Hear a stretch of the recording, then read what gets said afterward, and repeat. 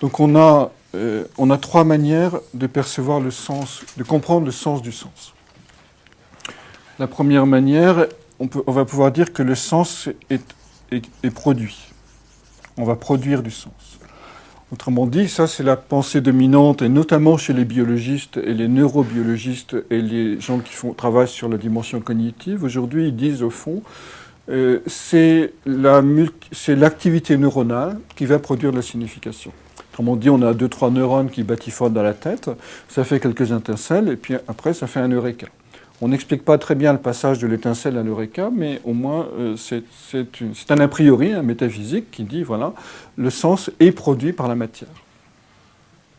Ça, c'est la vision dominante aujourd'hui. Mais il existe en réalité deux autres manières de percevoir le sens du sens. C'est la thèse de l'émergence du sens. Alors, une émergence, c'est quoi? C'est quelque chose qui est complètement nouveau et qu'on ne s'attendait absolument pas à voir, même si on connaît les éléments passés. Juste une image, si vous prenez par exemple de l'hydrogène et de l'oxygène, vous avez de l'eau. Donc, qu'est-ce qui se passe? Vous avez deux gaz et soudain, ça se met ensemble et ça fait un liquide. Donc, ça, c'est une émergence. C'est-à-dire, à partir du gaz, si on ne connaissait pas le liquide, on n'aurait jamais pu imaginer l'apparition de cette chose qu'on appelle de l'eau.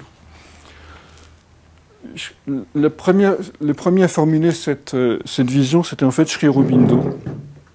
Sri Aurobindo qui, dans les années 30, a postulé l'hypothèse suivante. Si on regarde à l'origine, depuis le Big Bang, depuis l'origine de l'univers, on a eu trois émergences. Donc trois choses complètement nouvelles qui étaient contenues en germe, évidemment, dans la singularité initiale, mais qui se sont progressivement déployées dans notre univers. La première émergence, c'est, après le Big Bang, l'apparition de la matière.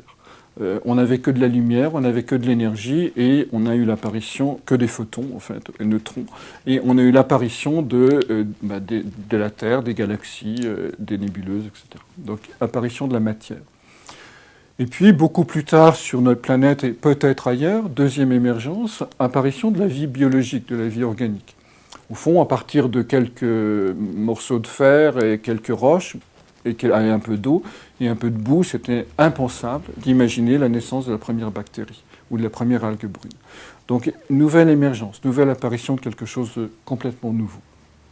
Et puis, beaucoup plus tard, 4,5 milliards d'années à peu près, apparition de l'être humain sur la planète, qui, lui, est conscient de sa propre nature et développe la conscience. Mais la conscience de quoi? La conscience du sens.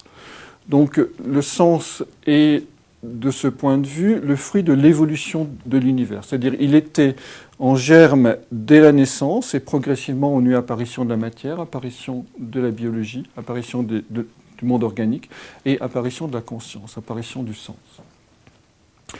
Évidemment, cette posture a une conséquence complètement différente de la première, parce que si on est dans l'émergence du sens, ça veut dire quoi? Ça veut dire, au fond, que l'univers, à travers l'homme, l'univers s'est créé un œil humain pour se regarder, une pensée humaine pour se réfléchir, et une main humaine pour se transformer. Autrement dit, nous sommes les médiateurs de la volonté du cosmos, de la volonté du ciel. Et évidemment, ça change complètement notre rapport au monde de concevoir ça. Puisque si on est dans cette conscience-là, on conçoit que la fonction de l'être humain n'est plus de terraformer, de transformer la planète en fonction de ses idiosyncrasies. J'aime beaucoup ce mot, idiosyncrasie. Ça veut dire spécificité, mais en même temps, ça dit tellement d'autres choses. Donc, en fonction de ces spécificités, c'est-à-dire en fonction de ces trois neurones qui batifolent dans son cerveau, mais nous sommes au contraire co-créateurs avec l'ensemble de l'univers.